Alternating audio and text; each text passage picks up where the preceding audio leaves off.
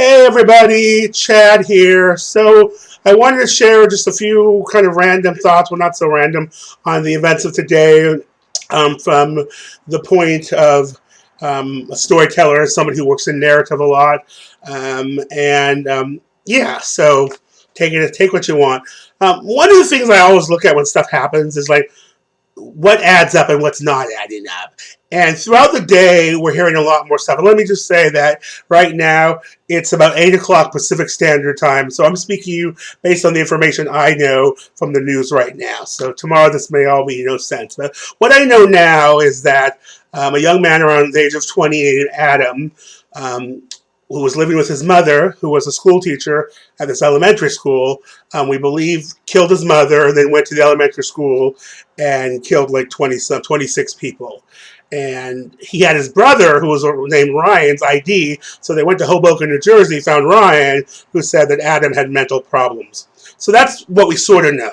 But what we also know, which is interesting, is that the guns that he used to kill both his mother and the young children and adults at the Sandy Hook Elementary School were legally obtained and registered to his mother, which I think is going to become important as this narrative, because one of the things we often talk about guns, where I hear it's like, it's not the guns, it's, that bad people get them, or how do they get them, and this is a classic case, if what I know to be true is true, of why it is actually about the guns. We have 250 million guns in this country.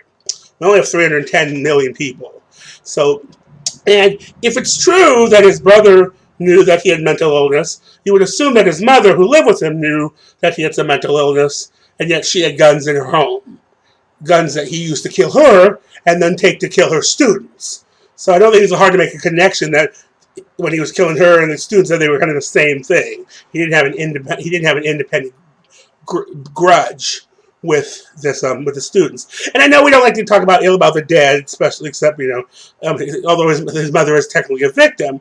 But if this is true, this is troubling, because this is part of the whole thing about these guns. And so I'm a bigger fan of that guns work real quickly. And they do a lot of damage real quickly, which brings me to another point, and I'm going to circle back. I've already seen it a couple times on Facebook, and somebody said on the media, it's like, well, that's why we need more people armed. If the principal had a gun or security, it's an elementary school. We don't need armed security at elementary schools. Okay. Second of all, in that narrative, the person who always says it is always, I call them the Superman person. You're able to see everything. So, for instance, we know that this guy's mother worked at the school. We assume that. Okay? So there's nothing suspicious about a child or a young adult showing up to their parents' workplace.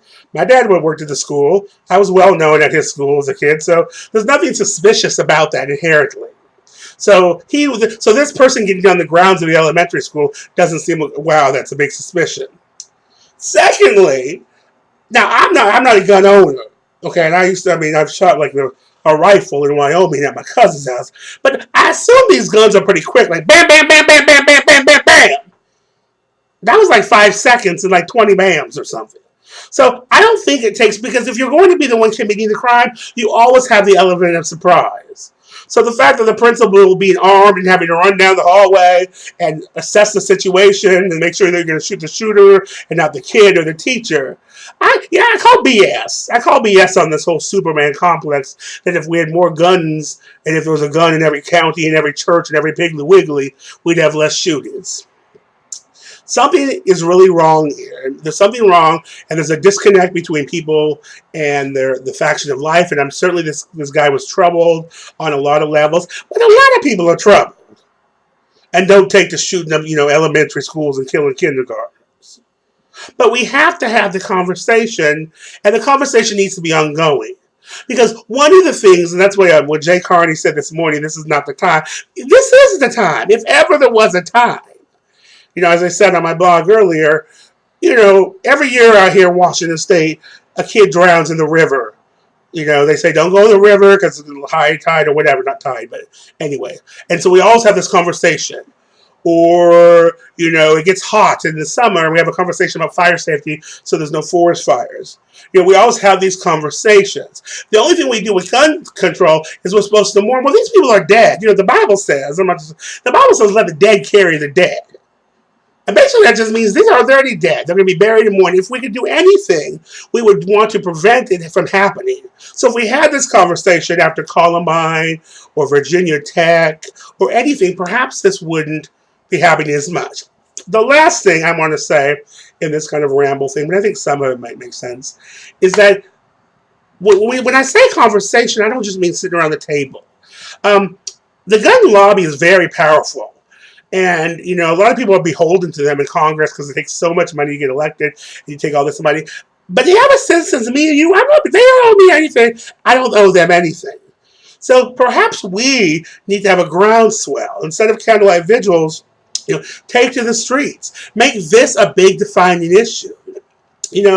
All these issues, gun control, gay marriage, abortion, these are all out of the tent issues, as people have said earlier. If we make them paramount, no, this is important. Today, somebody went in and killed 20 kids who were 5 and 6 years old. That's big. Last month or 2 months ago, terrorists or what have you blew up and killed 5 people, Americans in Benghazi. That's big too. I'm not downplaying that. But the world stopped. The Republicans went crazy. Nothing has been the same since that. And they knew they were in harm's way. Elementary school is not harm's way. So to recap, I think that when we look at the narrative, we need to look at who had the guns, and the fact is that gun owners, you need to come clean, and you need to come clean and say, we don't always, just because we get our guns, we don't hide them, because every gun issue, every gun shooting you have, it's just recently on the news, there was an officer up here in Washington who was on trial because he left his revolver and went as the kids got and shot the other kid. We had a kid out here who stole his mother's boyfriend's gun, I believe. It went off in his bag at school and shot somebody. So at some point, the whole argument of responsible gun owners, it doesn't hold as much muster. Because if y'all were responsible, if this mother was responsible, today wouldn't happen. Today happened not just because her son was mad and crazy, but today happened because she had guns that she did not keep safe. She had guns in a home that she shared with somebody she should have or presumably should have known had mental illness issues. That's the whole story right there.